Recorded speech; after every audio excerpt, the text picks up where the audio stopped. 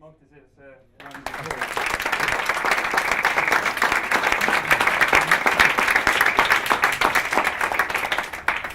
Thank you, Mark.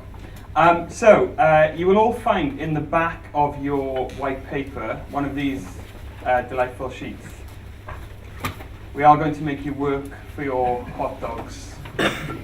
There is no such thing as a free lunch unless you happen to be at Google in the middle of the day. Everyone got these? Does anyone not have one? That's good. I've done my job well, packing those books. Great. So this is the Innovation Ecosystem Diagnostic, and as Mark said, this is the beta version. It's beta in the sense that we are currently having an electronic version of it created, which is going to be available.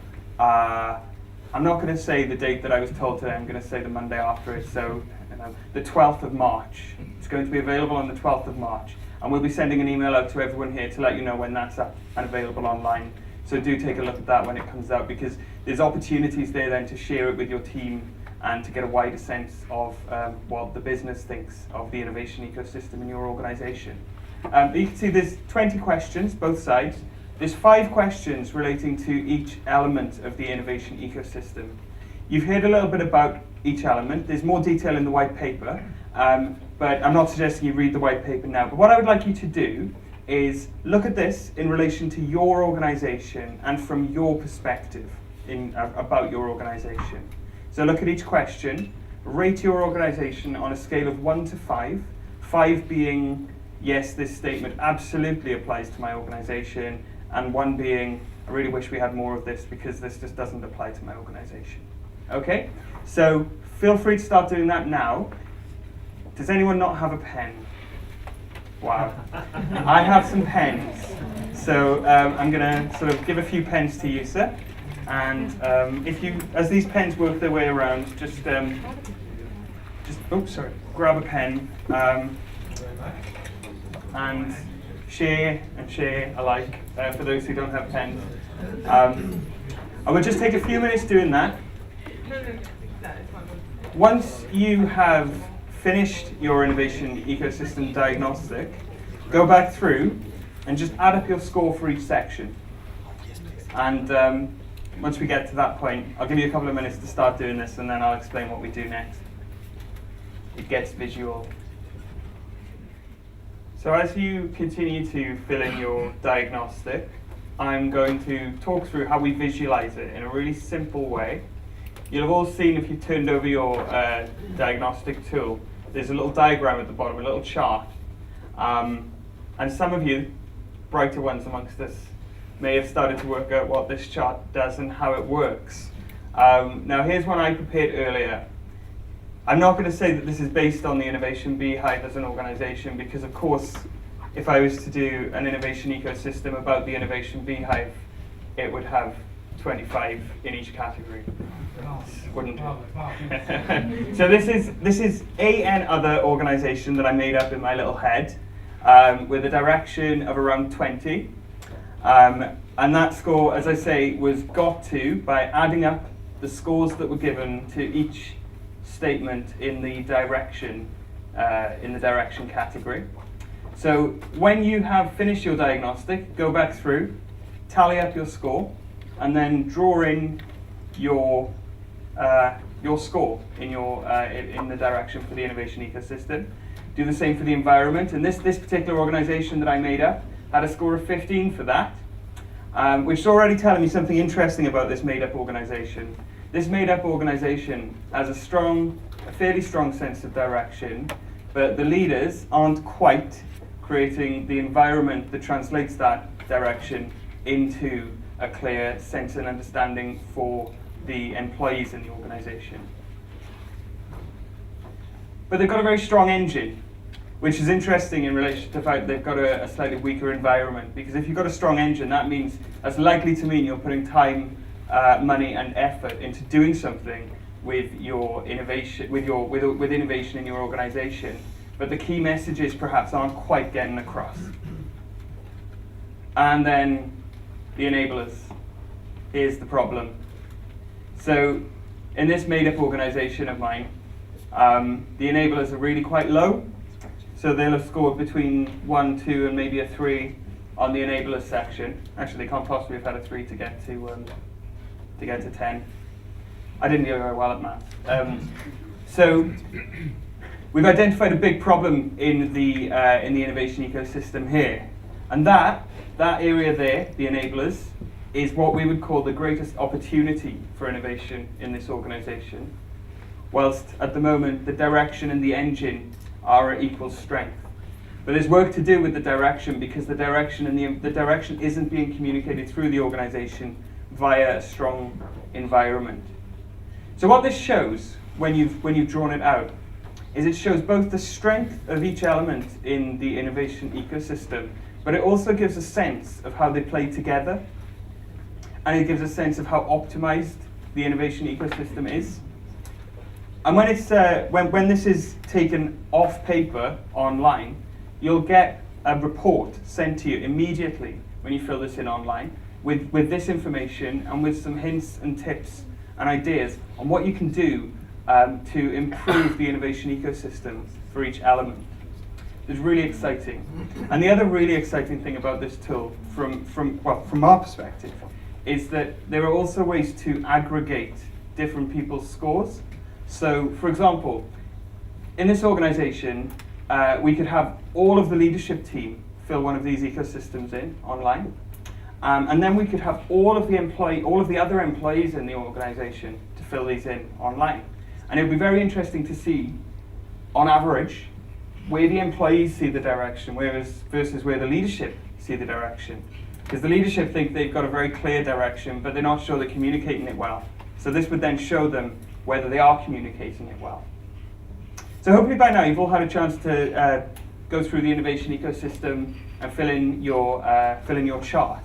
I'd invite you to chat to the person next to you and just share with them where your greatest strength is that you've identified and where the greatest opportunity is for your organisation, and maybe if you've got any hunches as to why they might be there. Okay?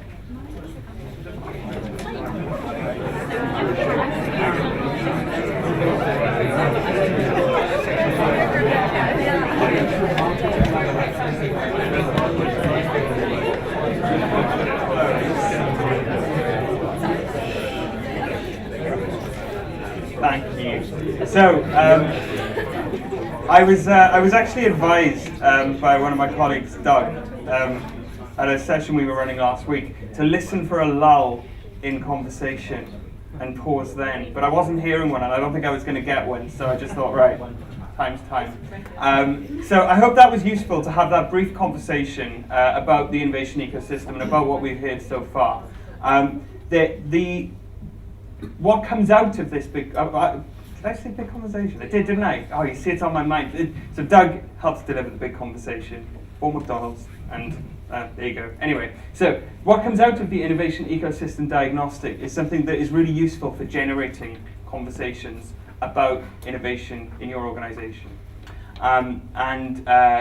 The main conversation that you can have as a result of tonight, if you're interested in doing so, is a discovery call with one of us from the Innovation Beehive.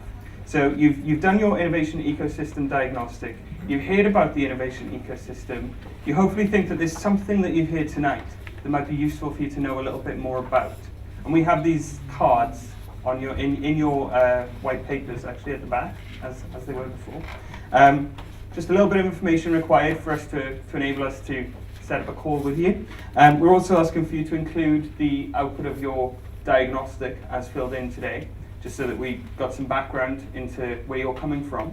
And then we will be in touch with you to arrange a 30-minute discovery call for you to learn more about the innovation ecosystem, maybe talk about the specific challenges that your organization might be facing, or the specific opportunities that you've identified.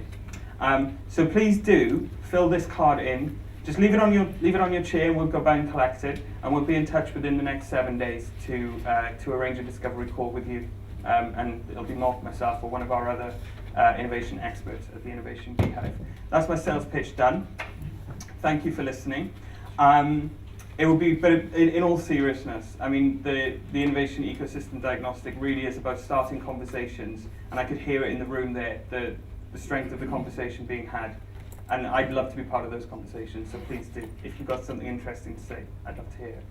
I'm now going to suggest that Mark stands up again, because I'm sure that some of you may have questions to share with him or to ask him. And also, if you've heard anything that has made you think of something that you'd like to share. So, examples of great stories that kind of fit into the innovation ecosystem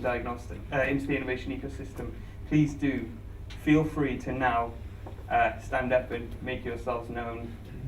Or have a drink. So yeah, any questions, any thoughts?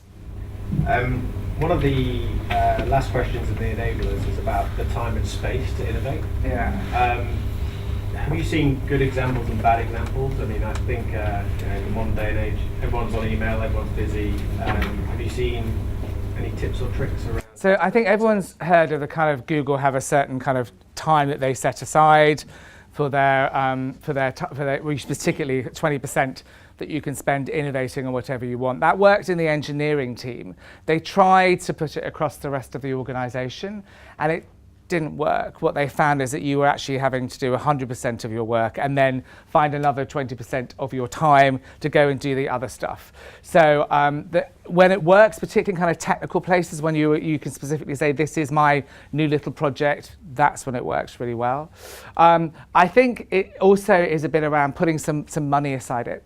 So, if you are allowing people to go off and do a training program around innovation, then giving them some objectives that fit alongside it, building it into their objectives, making it part of business every day as opposed to something you do separately. So when I talk about kind of making it part of the space, make it part of the space you live in, so it becomes part of your job and part of your objectives every single day, because that way people will find a way if innovation is part of their annual objectives to which they're going to be rewarded and recognised. So I'm not a huge fan of just saying, right, I'm going to have 10%, or every Monday we're going to sit here and, be on a beanbag and innovate. It's important though, to take time out, hackathons, time away, those sorts of structures and processes, yes, but build the house and live in it. Mark, go ahead.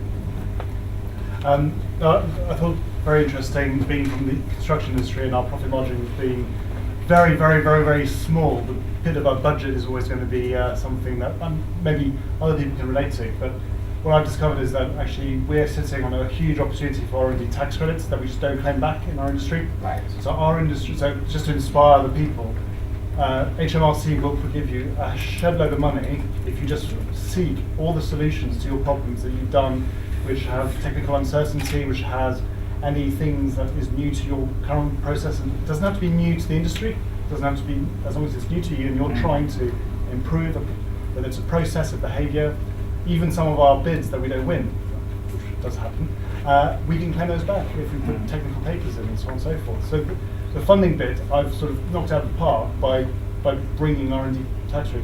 No one can touch it, it's tax free, it's my pot. And there's some really interesting ways actually of accessing funding for this as well. So, we all, it didn't get launched to spectacular applause, but the new industrial strategy, there is money available there specifically for innovators. There is money to go. We were with the guys from Sheffield University last week, and they are accessing funding to go and work for 5 days in organisations, small entrepreneurs, to help them innovate and think through how they can improve the propositions for their customers. Available money from government. Thank you for that point. Hello. Yes, hi, good evening. I'm Edward Duffers from Plan International, so a perspective of the development sector, international development. So within Direction, you're talking about the innovation strategy. And the innovation strategies that you reference, for me, seem like they're centered around specific technologies, enablers, solutions. And certainly the way that I'm setting up innovation and plan is trying to tackle certain problem areas. So I'm a bit confused, because it seems more intuitive from what I've learned that to base a strategy, innovation strategy around what problems we're trying to solve rather than to identify. Well, within there, they're very. I've drawn those couple of examples out because they're very specific and you kind of get your head around them quite quickly. Yeah, absolutely. Your innovation strategy solves is symbiotic with your business strategy. Your business strategy exists to solve those big problems, whether it's poverty, whether it's violence, whatever it might be. So your innovation strategy absolutely should be able to funnel up all the way through it. So it may not be as specific as we're going to work on big data, but you might have something over here, violence in the home, whatever it might be, and then we'll innovate in that particular space. It's just about giving a sense of over here is where we're going. So you know if you're looking over here, that's not for now, that's not where we're focusing. But you're absolutely right, it has to fall out of your business strategy, which will be developed through what areas can we win in or can we make the most impact. Can I throw something in there as well? So in our capability for innovation training courses, we help people understand the design thinking process. And within that, a key part of working there is to find your opportunity area and then to define problems within it. So, for example, with the Adobe table of elements, the opportunities there were very, very top level and broad. And then when you bring them together and clash them, you start to look for insight into that opportunity area, and then below that you actually find the problems that you're going to solve. And an opportunity area doesn't have to be a positive. So, for example, an opportunity area could be, as Mark referenced, poverty. But then within that, where are the problems that you can actually do something to fix? And so the opportunity area gives you the focus to start your insight work. I'm aware that we're approaching 8:30, and there are more hot dogs, popcorn, wine and beer, and soft drinks next door. So, any other questions? Right. Well, thank you very much for coming along. Please do stay behind. I'd encourage you to fill in your card, to have another conversation with us around the innovation ecosystem. But more importantly, just leave it on your chair. But more importantly, talk to someone else here. Go up to someone who you didn't meet when you first had your drink. You've now got a reason to talk to them and say, what was your opportunity on the innovation ecosystem diagnostic? And see if you can learn something from each other. So thank you very much again for coming. We will be sending out a link to the video we're making this evening and the innovation ecosystem online diagnostic when it comes out in March. And we wish you safe travels home. So good night and thank you very much.